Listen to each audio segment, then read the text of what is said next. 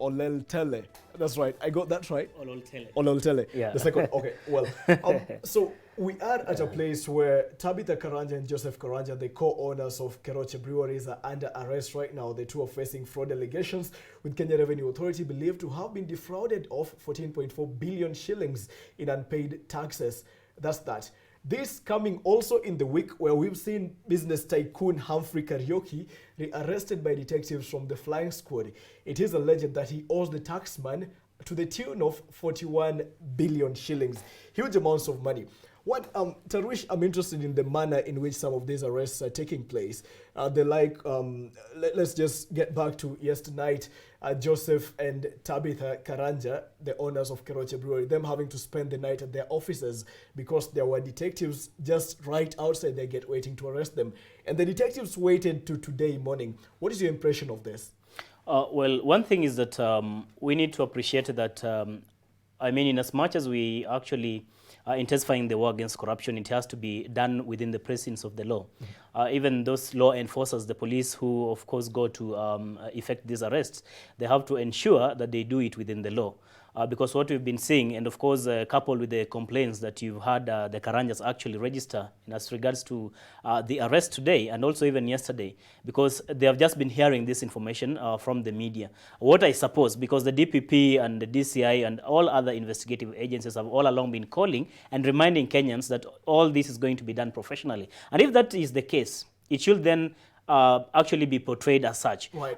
They have to actually give formal summons to these persons, to the suspects or people who are supposed to appear before the DCI to record statements, instead of actually this information just going to the media and you just ambushed as though you're not willing to go to the police or to record statements. Because I suppose this could be the way they have really attributed this. They're saying they are law-abiding citizens.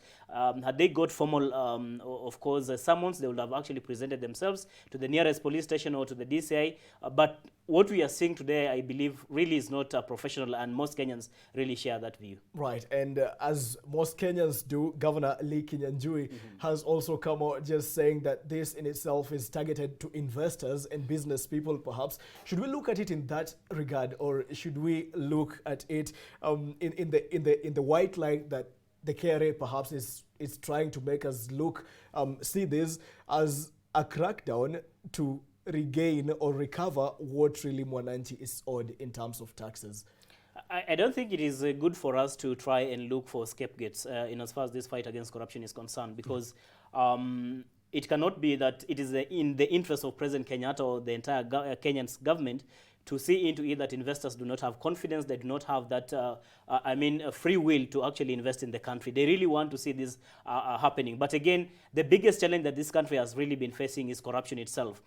For example, a case you've just pointed out, Karanja and Humphrey Karaoke. I mean, the DCI and the DPP have actually rightly put it that these individuals or their businesses, they have been evading to pay taxes which they're supposed to be paying. So for us to begin giving excuses and scapegoats, the reason as to why these people are being actually maybe arrested and prosecuted, that maybe the government does not want to see, domestic investors actually thrive, may not necessarily be true. The government is in the interest to see that actually more people can even invest in our country, including domestic and maybe outsiders as well. But again, this has to be done within the law. Right. Everybody has to follow due regulations, due processes in as far as their operations is concerned. Right. They cannot just do it outside the law and expect like they're just going to get these sympathies and masses from maybe the head of state or even from the anti-graft agencies. Right, and I'd look at it like everyone should obey the law, and everyone needs to be given the opportunity to at least follow the law. Yeah. That's right. These arrears are backdated. In the case of Tabitha and Joseph Karanja Keroche Breweries, back to 2015, 14 billion shillings. What has given the DCI this new strength that we are seeing for them to just find this out now and release a statement yesterday, conduct arrests today morning? Where is this new energy coming from? I mean, there's been a lot of incompetence from these institutions previously.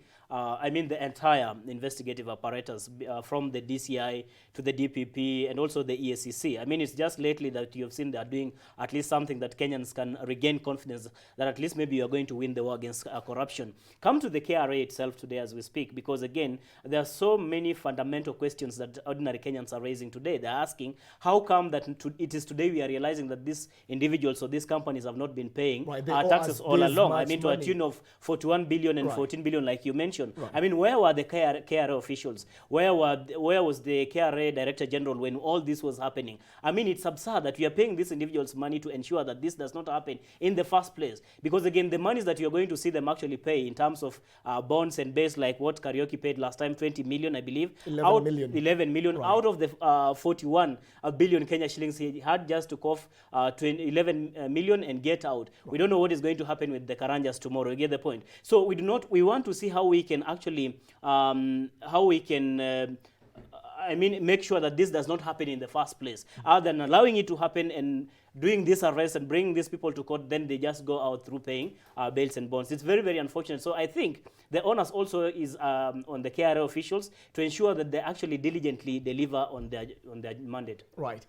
Others attribute this to State House, a call by the president generally tough talking against corruption, but we've not seen much prosecution to finality, rather. I'll quote the president on March 5th, and this is something I did share with you earlier on, Evan. He said that to people linking him to graft cases, in this case, Kapsaret Member of Parliament Oscar Sudi, he did ask them to go report him to DCI. I think this might have just been a point where now the head of state was just giving them much confidence that the DCI actually needs to follow up on some of these high-profile cases, I believe. Well, I do not think that we need to take it that literally, because it was symbolic, according to the president. What he was trying to attribute is that this fight against corruption is not going to be a normal. It's not going to be what we have used to be seeing, like people who go and steal chicken, or someone who has stolen maybe 1,000 or 20 shillings, they are going to be arrested and jailed. We are going to see the high and mighty, the high priest of corruption, the wells in the sea are equally going to face the law. I think that is what the message that the president was trying to pass across, because when he goes to a point of saying, even if it is myself, I'm ready actually to face the law. If there's any evidence that links me to any corrupt dealing, then I'm ready really to go and record a statement if there's evidence enough to substantiate that. So it just tells you that the president was trying to inform Kenyans that this fight is not going to stop at any level. It's going to go up to the highest office in the land. So basically, that was the message that the president was passing across. In which case, again, we'd also look at it like he was bluffing, because constitutionally it wouldn't.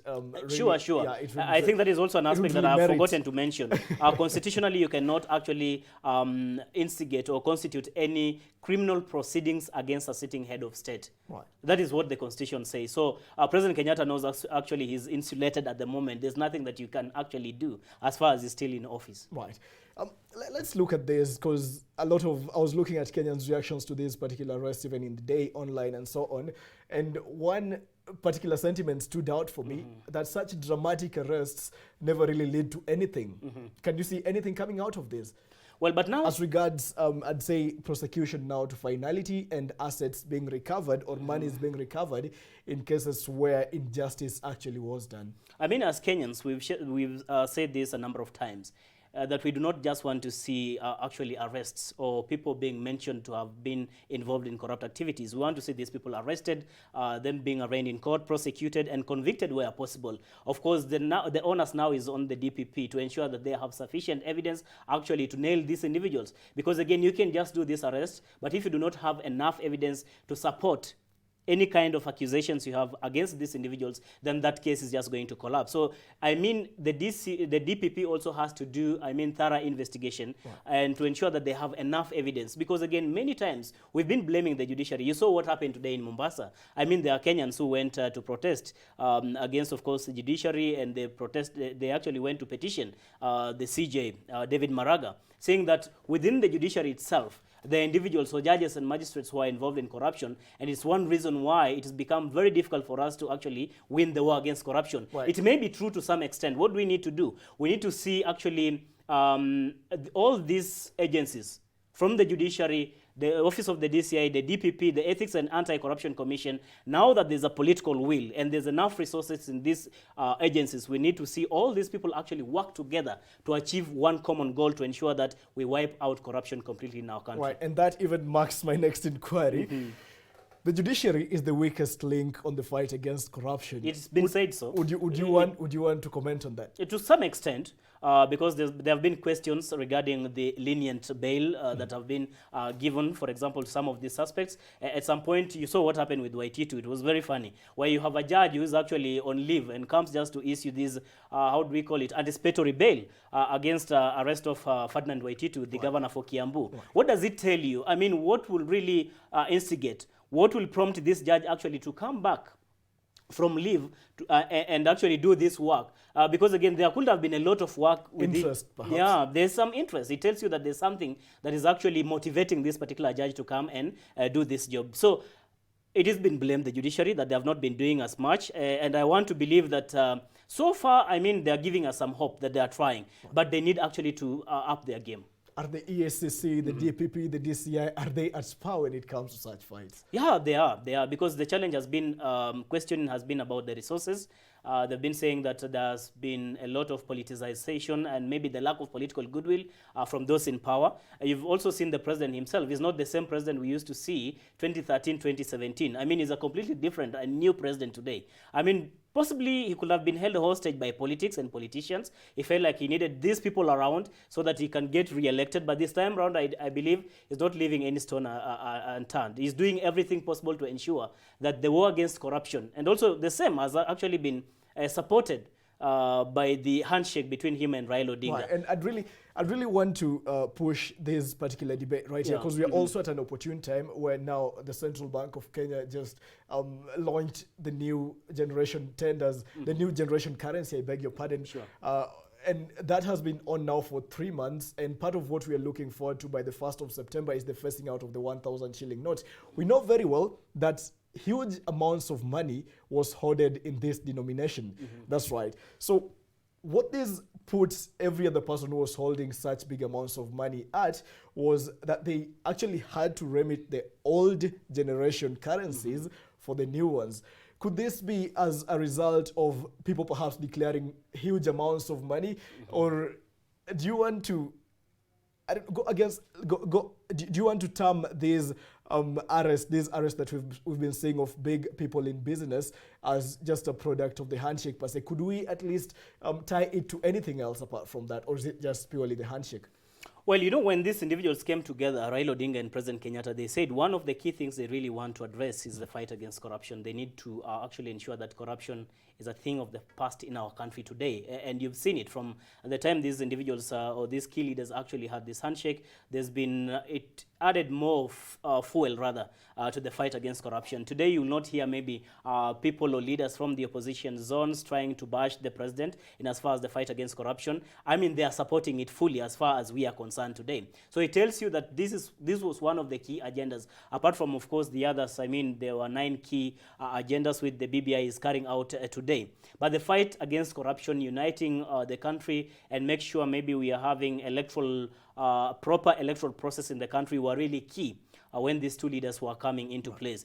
I remember also today, I suppose there is a report that, I mean, is it KRA or the banks have reported, the Central Bank of Kenya has reported that they have received money to a tune of 25 billion Kenya shillings, the old notes. Right. That tells you that there are a lot of people really who had hoarded this money in their houses. And so it has been actually a rush against time to ensure that they're actually not going to be caught off guard. You've also seen the manner with which people are giving out money in churches, in schools, in harambes. I mean, something that we have never used to be seeing before. To a tune of like 10 million, somebody just goes to church and gives 10 million to another church, 10 million, another one, 1 million. Laundering money. Yeah, it does tell you that actually it is true that there are people who had stashed this money in their houses. So what the anti-graft agencies have been doing is they have actually incorporated all these strategies, including actually phasing out the old generation, the old currencies, and also what we are seeing today in as far as the fight against corruption is concerned. So it's not only going to be one approach. It's going to be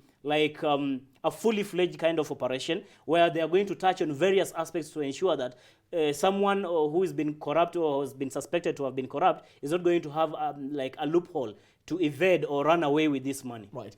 I'd argue that post the handshake, we're seeing now the opposition and the government dine on the same table, sleep on the same bed.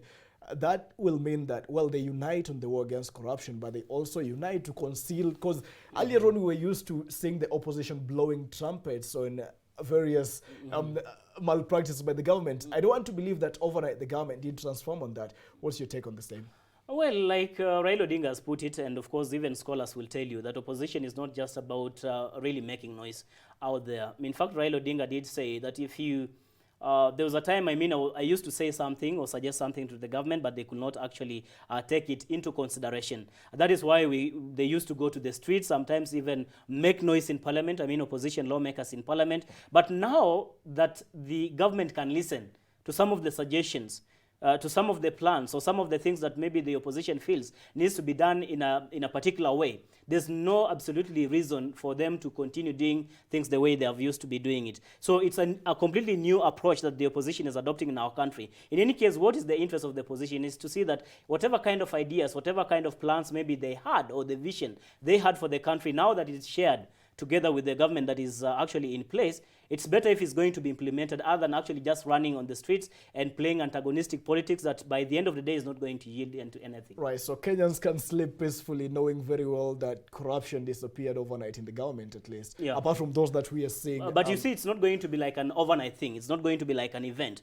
If that was the case, then we would have actually summoned or called people at Uhuru Park and said, let's name the people who are corrupt and possibly kill them or maybe take a certain action. But you see, a fight against corruption is actually a process. It's not a one-day event.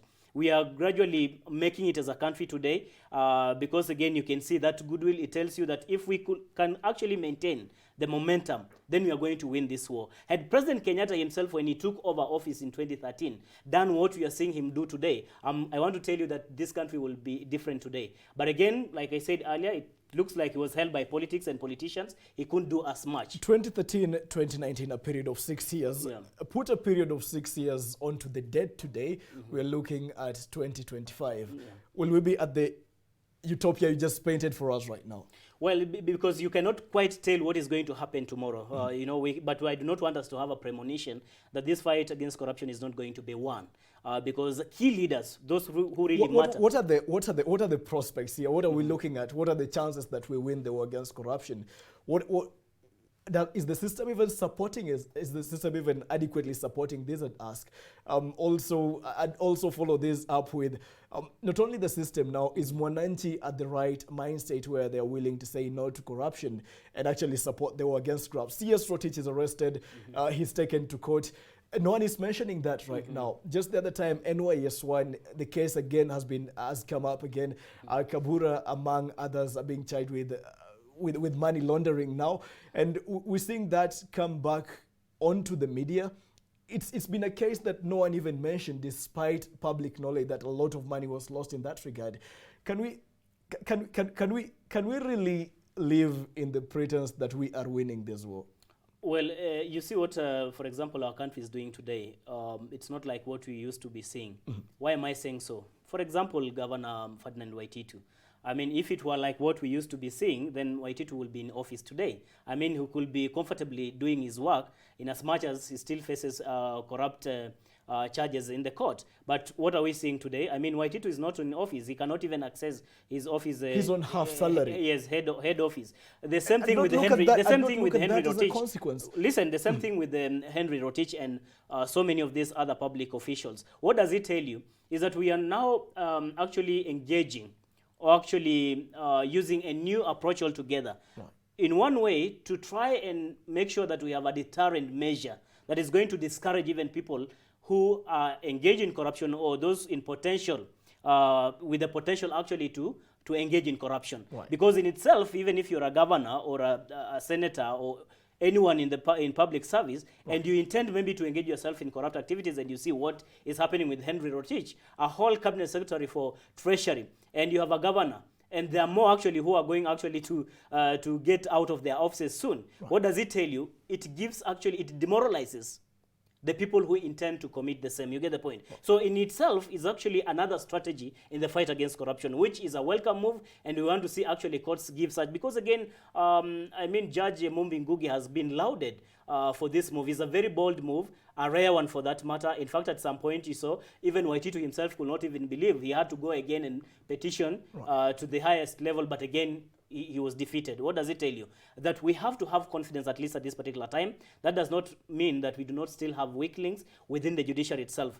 CJ Maraga has admitted today and said he really acknowledges that there's still a challenge within the judiciary. But he can't just do it blanketly. If there's any evidence that points to a corrupt judge or magistrate, then that has to be supplied to him so that he can take action. Right, in a single sentence, the woes of Tabitha Karanja and Joseph Karanja are informed by competition in breweries. Just in a single sentence, your response to that? She's given her own excuses. She said maybe this is just because of competition in the market and all those kinds of things. But I think she has to address the questions at hand, the questions that have been put on table. Has she paid the taxes? I mean, that is the question. Once she addresses that, then I think she can get the masses and support of Kenyans. Those who believe maybe it's just a witch hunt or is because of because of the competition in the market. But as it is now, she has to make sure that she clears her name. She has to make sure that she tells Kenyans whether really the monies that she has alleged to have not paid in form of taxes, that she has paid that money. By doing that, then she will be exonerating herself. Right. Thank you very much, Tarwish Ololtale. I got that right now. And always a great time having you here with us on KUTV News at 9. So according to the CEO, Tabitha Karanja, the only dispute Keroche Breweries has with the Kenya Revenue Authority is on the applicable rate on Vienna Ice ready-to-drink vodka, which she stated is presently ongoing at the Tax Appeals Tribunal. Otherwise, of all the other charges, she says that there is totally no communication that was done to her formally in that regard from the office of the DPP. Thank you so much once again. At 9, we continue with much more after this short breather.